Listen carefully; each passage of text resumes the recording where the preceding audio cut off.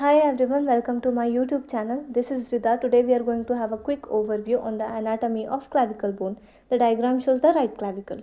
Introduction to this bone. It is a long bone. It is a bone of upper limb which supports the shoulder and transmits the weight of the upper limb to the sternum. It has two ends and one shaft. This bone is also called as collarbone or beauty bone. Peculiarities. It is the only long bone which lies horizontally. It is subcutaneous throughout and it is the first bone to start ossification, which has two primary centers of ossification, and it is the only long bone that ossifies in membrane, and it is said to lack medullary cavity, but there are few exceptions to this case. It has a sternal end or medial end which is large and quadrangular, articulating with the clavicular notch of the manubrium sternum, making a joint called as sternoclavicular joint. It also has a facet for the articulation of first rib. The lateral or acromial end is flat above downwards and articulates with the acromion process of the scapula, making a joint called as acromioclavicular joint.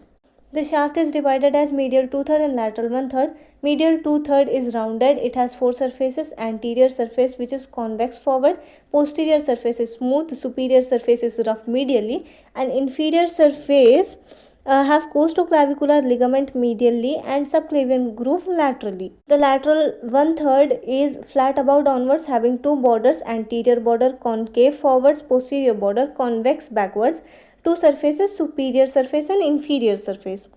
Side determination of the clavicle. The lateral end of the clavicle is flat and medial end of the clavicle is quadrangular.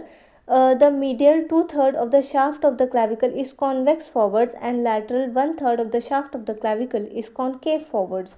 The inferior surface of clavicle have a longitudinal subclavian groove in its middle 1/3.